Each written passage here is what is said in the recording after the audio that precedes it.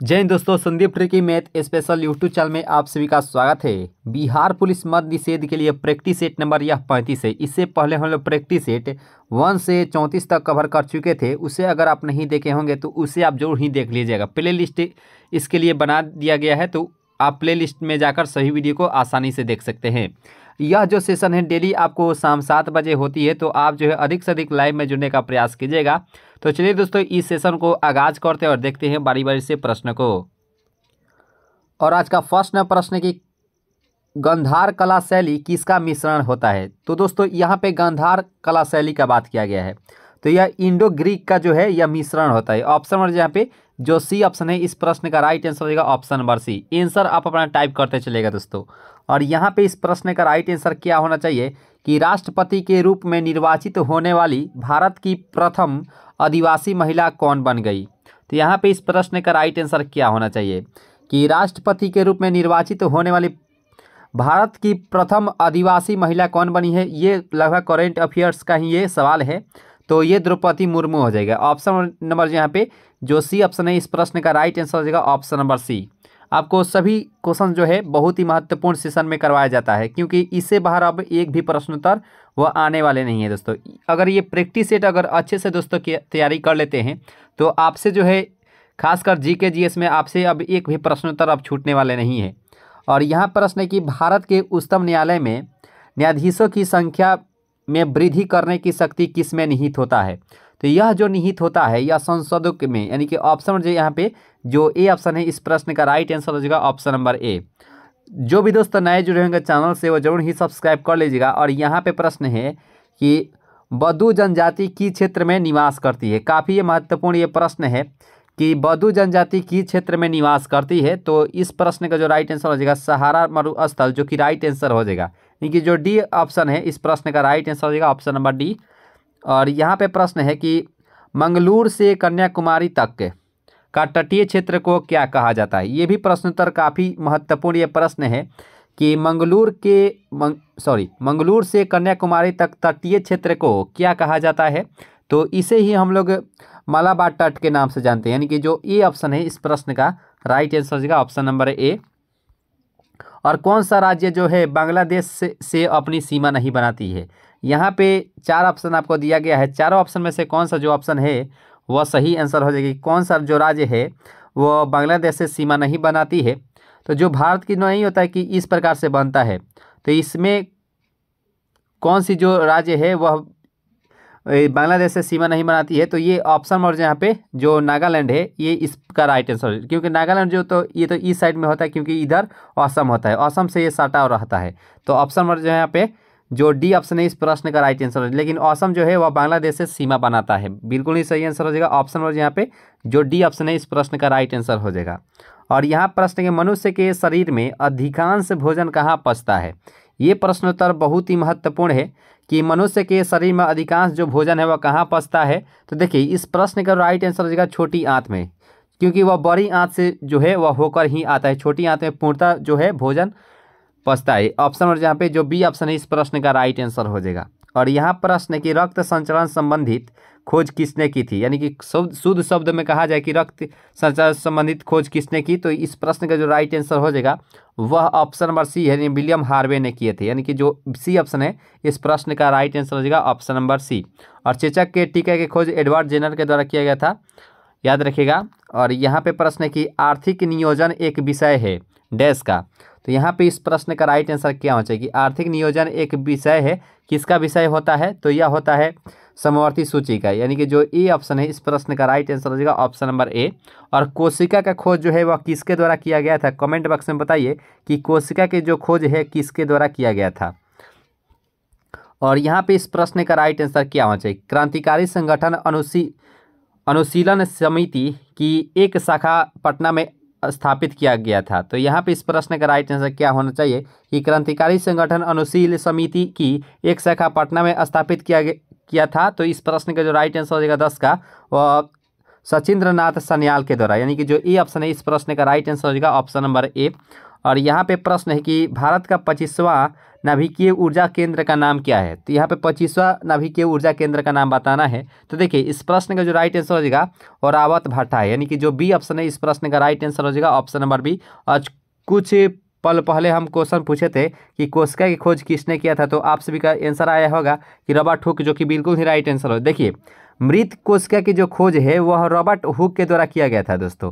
और वहीं अगर जीवित कोशिका की खोज किया जाए और मान लीजिए बाई चांस अगर क्वेश्चन अगर आता है एग्जाम में आपके परीक्षा में कि जीवित कोशिका की खोज जो है किसके द्वारा किया गया था, तो ल्यूवेनहॉक के द्वारा किया गया था दोस्तों। याद रखिएगा ल्यूवेनहॉक के द्वारा जो है वह जीवित कोशिका की खोज किया गया था और मृत कोशिका की जो खोज है वह रॉबर्ट हुक के द्वारा किया गया था 1665 ईस्वी में। तो यहाँ पे इस प्रश्न का राइट आंसर होगा ऑप्शन नंबर बी दोस्तों।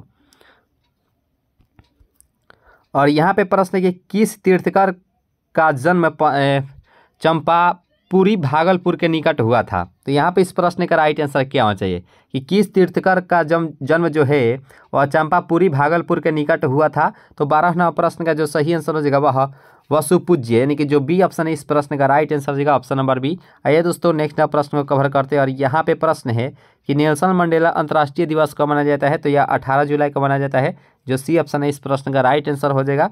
और अकबर ने जजिया कर कब समाप्त किया था। जजिया कर यानी कि टैक्स का बात किया गया है। तो अकबर ने जजिया कर को कब समाप्त किया था। तो इस प्रश्न का जो राइट आंसर होगा 14 का हो जाएगा ऑप्शन नंबर सी, यानी कि 1564 ईस्वी में, यानी कि जो सी ऑप्शन है इस प्रश्न का राइट आंसर हो जाएगा। और यहाँ प्रश्न के सार्वजनिक या लोक उपक्रम समिति में लोकसभा का कितने सदस्य होते हैं। इस प्रश्न का राइट आंसर क्या होना चाहिए कि सार्वजनिक या लोक उपक्रम समिति में लोकसभा का कितने सदस्य होते हैं। तो 15वां प्रश्न का जो राइट आंसर हो जाएगा 15, जो कि राइट आंसर हो जाएगा ऑप्शन नंबर ए। और यहाँ पे इस प्रश्न का राइट आंसर क्या होना चाहिए कि 1857 की क्रांति में किसने एक मित्र के द्वारा धोखा मिला ब्रिटिश द्वारा पकड़ा गया तथा मार दिया गया था। यहाँ पे इस प्रश्न का राइट आंसर क्या होना चाहिए। 1857 की क्रांति में किसने एक मित्र के द्वारा धोखा मिला ब्रिटिश द्वारा पकड़ा गया, ठीक है, उसके बाद उसको मार दिया गया था। तो यहाँ पे इस प्रश्न का जो राइट आंसर हो जाएगा 16 का वह तात्या टोबे थे, यानी कि जो डी ऑप्शन है इस प्रश्न का राइट आंसर है, क्योंकि उसका मित्र जो है वह धोखा दे दिया था, जिस कारण से वह ब्रिटिश यानी कि अंग्रेजों के द्वारा पकड़े गए थे और उनको हत्या कर दिया गया था, यानी कि उन्हें मार दिया गया था, यानी कि जो डी ऑप्शन है इस प्रश्न का राइट आंसर हो जाएगा। और यहाँ पे है कि गन्ना की खेती के लिए सबसे उपयुक्त मिट्टी कौन सी होती है।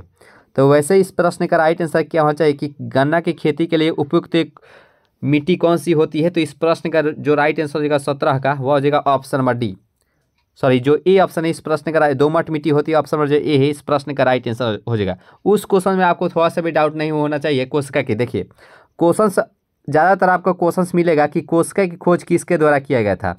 तो सर्वप्रथम जो कोशिका की जो खोज किया गया था वह रॉबर्ट हुक के द्वारा ही किया गया था। इस प्रकार से अगर क्वेश्चन पूछेगा, ठीक है, और एग्जाम में क्वेश्चन पूछेगा कोशिका की खोज किसके द्वारा किया गया था, तो रॉबर्ट हुक ही हम लोग ऑप्शन में लगाएंगे दोस्तों, ल्यूवेनहॉक को नहीं लगाएंगे। जब क्वेश्चन पूछेगा अगर इस प्रकार से अगर क्वेश्चन रहेगा कि जीवित कोशिका की खोज किसके के द्वारा किया गया था, तो उस समय हम लोग लगाएंगे ल्यूवेनहॉक के द्वारा। वैसे अगर क्वेश्चन में रहेगा कि कोशिका की खोज किसके द्वारा किया गया था, तो हम लोग रॉबर्ट हुक के साथ ही जाएंगे दोस्तों, ठीक है। उम्मीद करते हैं आपको समझ में आ गया होगा। तो यहाँ पे प्रश्न है कि इंडियन एसोसिएशन की स्थापना किस वर्ष हुई थी। तो यहाँ पे इस प्रश्न का राइट आंसर क्या होगा कि इंडियन एसोसिएशन की स्थापना किस वर्ष हुई थी। तो यहाँ पर 18वां प्रश्न का राइट आंसर हो जाएगा ऑप्शन नंबर ए, यानी कि 1876 में, जो कि राइट आंसर हो जाएगा ऑप्शन नंबर ए। दोस्तों सेशन अगर अच्छी लग रही हो तो लाइक जरूर कीजिएगा दोस्तों, और चैनल पर अगर नए जुड़े हो तो जरूर ही सब्सक्राइब कर लीजिएगा। और यह प्रश्न है कि संविधान के उद्देशिका का विचार कहाँ से लिया गया था। यहाँ पे इस प्रश्न का राइट आंसर क्या होना चाहिए कि संविधान की जो उद्देशिका थी वह उसका विचार जो है कहाँ से लिया गया था दोस्तों। तो यहाँ पे 19वां प्रश्न का यूएसए यानी कि यूनाइटेड स्टेट ऑफ अमेरिका से लिया गया था, यानी कि जो बी ऑप्शन है इस प्रश्न का राइट आंसर होगा ऑप्शन नंबर बी। आइए दोस्तों 20वां प्रश्न को कवर करते हैं। और यहाँ पे प्रश्न है कि भारत के किस राज्य में वन्य जीव अभ्यारण्य सबसे अधिक संख्या में है। तो यहाँ पे इस प्रश्न का राइट आंसर क्या होना चाहिए कि भारत के किस राज्य में वन्य जीव अभ्यारण्य सबसे अधिक है। तो देखिए 20वां प्रश्न का राइट आंसर होगा महाराष्ट्र, जो कि राइट आंसर हो जाएगा ऑप्शन नंबर डी। और यहाँ पे प्रश्न है कि दिल्ली सल्तनत के तुगलक राजवंश का अंतिम शासक कौन था। तो यहाँ पे इस प्रश्न का राइट आंसर क्या होना चाहिए कि दिल्ली सल्तनत के तुगलक राजवंश का अंतिम शासक कौन था। तो देखिए 21वां प्रश्न का राइट आंसर होगा ऑप्शन नंबर ए, यानी कि नसीरुद्दीन मोहम्मद, जो कि राइट आंसर होगा ऑप्शन नंबर ए। आइए दोस्तों, यहाँ पे 22वां प्रश्न को कवर करते हैं और यहाँ पे प्रश्न है कि तमस उपन्यास के लेखक कौन है। यहाँ पे इस प्रश्न का राइट आंसर क्या होगा कि तमस उपन्यास के लेखक कौन है। तो देखिए 22वां प्रश्न का जो राइट आंसर हो जाएगा वह ऑप्शन नंबर ए जो है वह राइट आंसर, यानी कि भीष्म साहनी। और 23वां प्रश्न की छपाई में प्रयोग की जाने वाली स्याही निम्नलिखित में से किसके अपघटन से प्राप्त होता है। तो यहाँ पे इस प्रश्न का राइट आंसर क्या होना चाहिए कि छपाई में प्रयोग की जाने वाली स्याही निम्नलिखित में से किसके अपघटन से प्राप्त होता है। तो 23वें प्रश्न का राइट आंसर होगा ऑप्शन नंबर बी, यानी कि मीथेन, जो कि राइट आंसर हो जाएगा। चलिए मीथेन के बारे में थोड़ा सा डिस्कस कर लेते हैं। इसका जो सूत्र होता है CH4 होता है। और मीथेन जैसे धान की जो खेत होता है, धान के खेत से जो गैसें निकलती है उससे मीथेन गैस ही होती है। धान के खेत से जो गैस निकलती है वो मीथेन गैस होती है। और गोल्डन राइस में जो विटामिन पाया जाता है, गोल्डन राइस में क्वेश्चन पूछा जाता है कि गोल्डन राइस में कौन सा जो है विटामिन पाया जाता है। तो विटामिन ए पाया जाता है, याद रखिएगा। विटामिन ए जो है गोल्डन राइस में पाया जाता है। और तो इसका राइट आंसर होगा ऑप्शन नंबर बी। और यहाँ प्रश्न है कि समतल दर्पण द्वारा बनने वाले प्रतिबिंब को पर्दे पर प्राप्त नहीं किया जा सकता है, उसे क्या कहते हैं। तो यहाँ पे इस प्रश्न का राइट आंसर क्या होना चाहिए कि समतल दर्पण द्वारा बनने वाले प्रतिबिंब को पर्दे पर जो है प्राप्त नहीं किया जा सकता है, उसे क्या कहते हैं। तो उसे ही हम लोग आभासी प्रतिबिंब के नाम से जानते हैं। ऑप्शन नंबर यहाँ पे जो ए ऑप्शन है इस प्रश्न का राइट आंसर हो जाएगा ऑप्शन नंबर ए। सेशन अच्छी लग रही हो तो लाइक जरूर कीजिएगा दोस्तों, और चैनल पर नए जुड़े हो तो जरूर ही सब्सक्राइब कर लीजिएगा। और यहाँ पे प्रश्न, ये प्रश्न उत्तर बार बार एग्जाम में पूछा जाता है कि भारी जल का एक प्रकार का क्या होता है। तो भारी जो जल होता है वह मंदक के रूप में कार्य करता है। ऑप्शन नंबर जो यहाँ पे जो बी ऑप्शन है इस प्रश्न का राइट आंसर हो जाएगा ऑप्शन नंबर बी। देखिए भारी जल का जो सूत्र भी पूछा जाता है कि भारी जल का सूत्र क्या होता है, तो D2O होता है। D2O जो है वह भारी जल का सूत्र होता है। साधारण जो जल होता है वह H2O होता है। और इसका जो D2O होता है इसका द्रव्यमान कितना होता है, तो वह होता है 20, याद रखिएगा। ठीक है, तो यहाँ पे इस प्रश्न का राइट आंसर होगा ऑप्शन नंबर बी। दोस्तों उम्मीद करते हैं ये जो सेशन है आप सभी को अच्छी लगी होंगी तो एक लाइक जरूर कीजिएगा दोस्तों, और चैनल पर अगर नए जुड़े हो तो जरूर ही सब्सक्राइब कर लीजिएगा। इसी प्रकार से महत्वपूर्ण सेशन आते रहेंगे ताकि आपका जो है एक भी प्रश्न उत्तर एक जो एग्जाम में ना छूटे। मिलेंगे नेक्स्ट क्लास में नई उम्मीदें के साथ, तो हंसते रहिए और मुस्कुराते रहिए और अपनी तैयारी को जो है मजबूत करते रहिए। अभी के लिए इतना है दोस्तों, जय हिंद।